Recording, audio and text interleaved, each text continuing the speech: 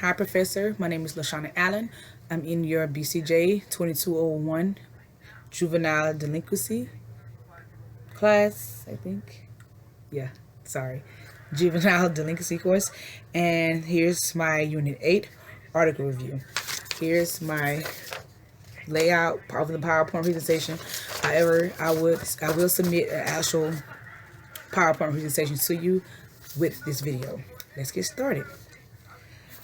From what I got about the article that you gave us to read, in my opinion, it could have been written a little differently, maybe go more into detail or whatever, but I will get into that later in the video.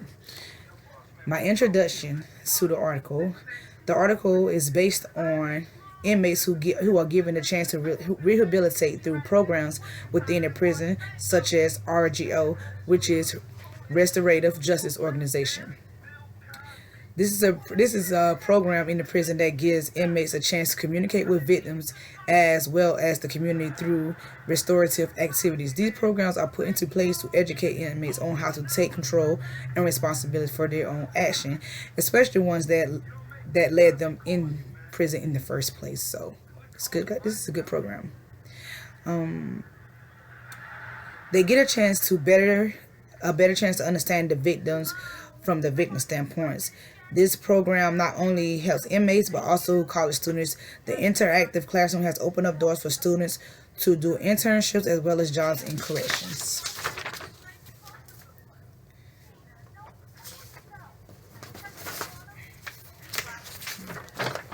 Okay, and the purpose of this article, in my opinion, was to inform everyone, especially students, on the programs out here intended to not only educate prisoners but also university students, and show us that just because someone is in prison doesn't mean they can't be rehabilitated, and that once they get in there they're forgotten about and nobody cares whether they better themselves, educate themselves, whatever.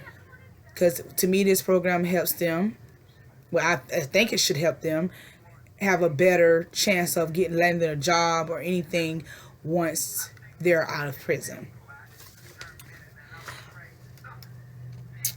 And it also shows us that with the guidance, adult prisoners can become a better citizen in society once they're released, as well as juveniles, and shows us that juveniles are not the only ones who we care about helping and who we feel that can be rehabilitated. Because in my opinion, anyone could be rehabilitated if that's what they want. You have to want something to go for it. Like they say, you can lead a horse to water, but you can't make them drink. So that whole thing is based on the person. It don't matter whether it's a juvenile or an adult. The question you asked was, does this article relate to juvenile delinquency? In my opinion, the article relates more to adult offenders rather than juvenile offenders. From reading this article, I don't see much about juveniles and was this program based on juveniles or anything. However, it could also relate to juveniles who were tried as adult and sent to prison. I think these programs need to be in the juvenile detention centers also, not just regular prisons or whatever. Because as we know, what juveniles are very impressionable. Like they're proud of their environment. They learn from what they see, whether it's family, friends, whatever. So if this program is put into the detention center, that's a good thing, because when you see somebody doing something positive, showing you how to be positive, change some things in your life, you might want to change yourself. And being that you're still a juvenile, you still have time to grow and you still have time to better yourself. It's not the end of the world. You don't have much limited time. I mean, adults are the same way, but juveniles, they have a better chance because they're young and they listen more. Adults tend to think that they have all the answers, they know everything. Some may feel that, oh, I don't need to be helped by anyone. So yes, they should be put into juvenile detention centers also, because it should be I think it's way a little easier to rehabilitate juveniles. And they at an early age, if this detention is if this program is put into the detention center, it gives the juvenile a chance to take responsibilities for their own actions and understand that just because you're a juvenile, you can't get away with everything. And just because you get in trouble as a juvenile does not mean your life is over. You can't better yourself or whatever. Everybody has a point in their life where they mess up. No one's perfect or whatever. And that's like basically how I feel about does it relate to the juvenile delinquency.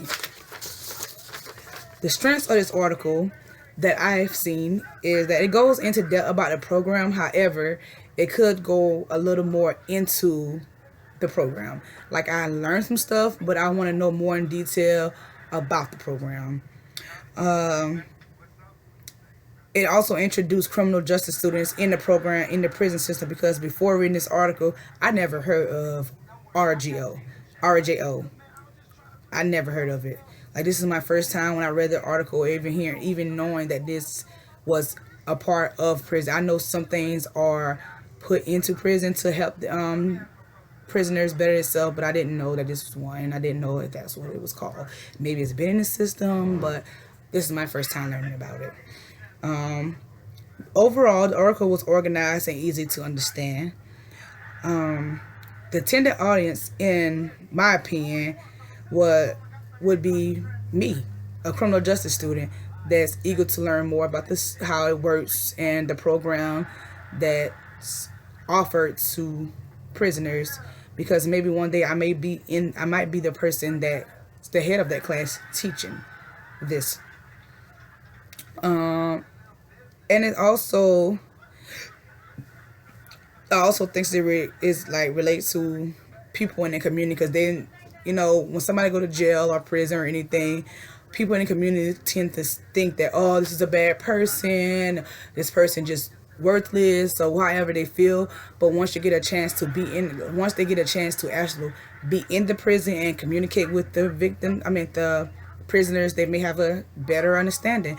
They may not. It all depends. To me, there was not as much evidence in the article as I would like to see.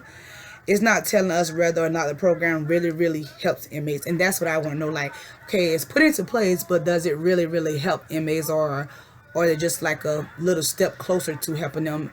Like, is doing this program, does that guarantee them a job or anything to help them better themselves once released?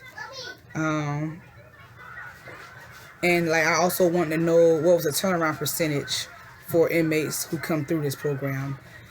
The author, I feel, should have told us more about how they choose the inmates to participate in this program, and how many inmates in this program had a positive outcome with using the programs for jobs. Because I say this because me personally, I want to know, like, hey, I want the author to go more into depth on how what did that program actually help somebody? Do they know someone that got out, that used this program, that's doing well now, or what? Like, I want to know what happens once they're finished with the program. And so far, that's is basic how I reviewed the article. That's my opinion on the article, and that's all I have today. Thank you, Professor, for a great term. I really learned a lot, especially like with this. I learned some things about this one also. So I would like to thank you for working with me, because I know a lot of stuff I have been behind on or whatever, but it was all worth it, and I learned so much for this course. So I want to thank you for giving me the chance to be in this course. Thank you. Have a good day.